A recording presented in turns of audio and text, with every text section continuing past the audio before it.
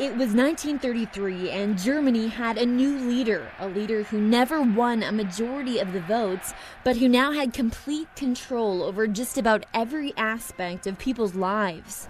I was then 11 years old.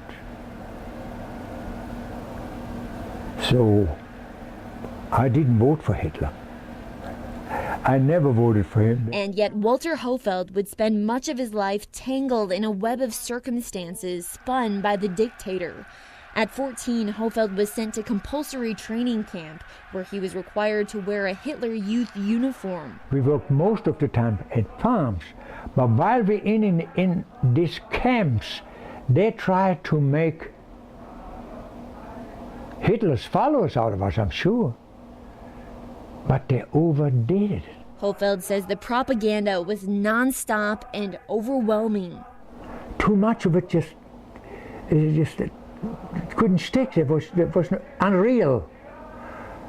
And then my mom was not for this stuff. I remember my mother telling my oldest brother that if Daddy be alive, he wouldn't go for this stuff. That means he'd probably be in a concentration camp too. Because he would not be forced into something he don't believe in. In September of 1941, Hofeld was drafted into the armed forces and sent to anti-aircraft artillery training. Then he was in France, Belgium, Germany, and Italy, trying to shoot down the Allied warplanes that were coming in ever-increasing numbers. I must say, in all this time,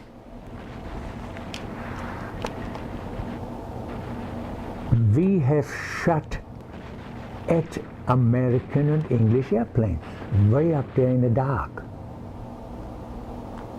And I might have shot at somebody here, his daddy or the uncle or grandpa was flying up there. And I hope he don't take, it's not going to be against me.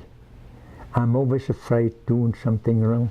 Hofeld was stationed near the Auschwitz concentration camp in Poland until early 1945 when Russian troops approached.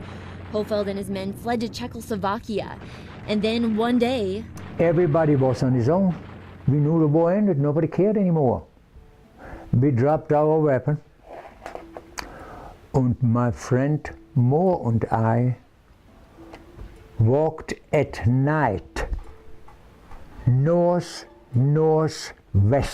Hofeld and a friend headed toward the American lines. It was still dark and cold.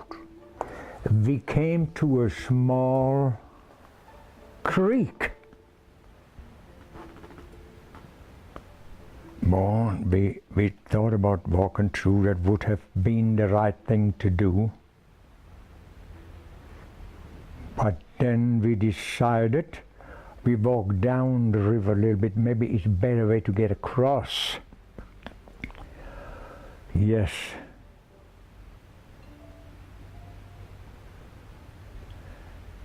There was a bridge, but there also was a man with an automatic weapon. And when he said, "Hände hoch," hands up, our hands were flying up. Because we knew a life was not worth 5 cents. Hofeld says armed Russians rounded up about 2,000 German soldiers and made them march. There was no food. And then we came to a little creek. It's not little, it was maybe 80, 100 feet wide, but just the water was as clear as it could be. You know, you see those flat rocks all shining. And by that time they knew they couldn't march as much longer. We hadn't had drop of water in days.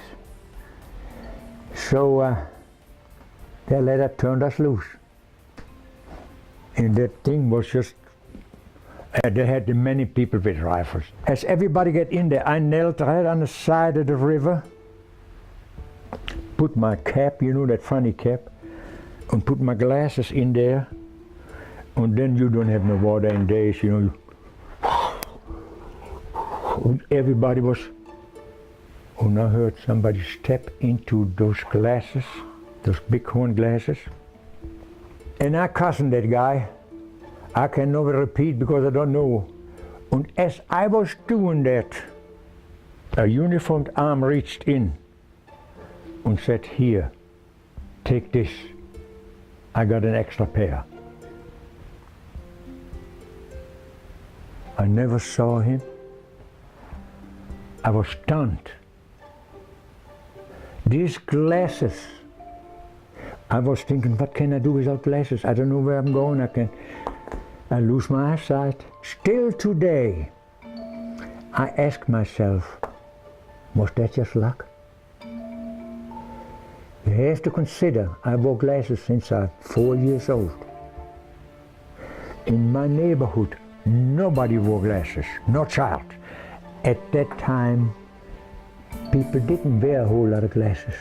Hofeld says that one act of kindness renewed his faith and hope that he would somehow survive. When I was a prisoner, I prayed every evening and every morning. What did you pray for?